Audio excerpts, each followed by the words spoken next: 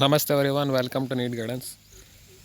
ಈ ವರ್ಷದೊಂದು fee structure ನೋಡೋದಾದರೆ ಅಂದರೆ ಗೌರ್ಮೆಂಟ್ ಸೀಟ್ ಮತ್ತು private seat, government seat in government college ಮತ್ತು government seat in private medical college ಮತ್ತು ESIC ಮೆಡಿಕಲ್ ಕಾಲೇಜಸ್.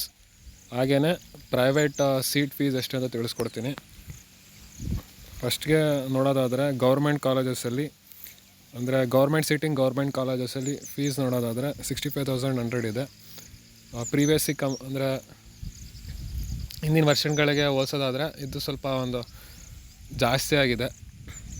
ಅದೇ ESIC ಕಾಲೇಜಸಲ್ಲಿ 1,10,100 ಇದೆ.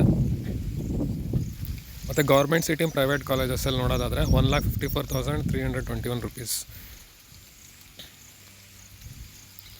ಪ್ರೈವೇಟ್ ಯೂನಿವರ್ಸಿಟಿ ತೊಗೊಳೋದಾದರೆ ಇಟ್ ವೇರೀಸ್, ಅಂದರೆ ಇದು ಗ್ರೇಟರ್ ದ್ಯಾನ್ 1,50,000 ಇದೆ. ಪ್ರೈವೇಟ್ ಯೂನಿವರ್ಸಿಟಿಲಿ ನೀವು ಆಪ್ಷನ್ ಎಂಟ್ರಿ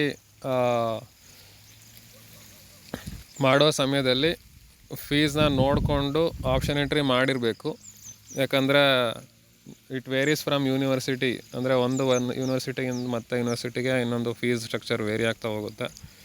ಇದು ಗೌರ್ಮೆಂಟ್ ಸೀಟ್ನ ಒಂದು ಫೀಸ್ ಸ್ಟ್ರಕ್ಚರು.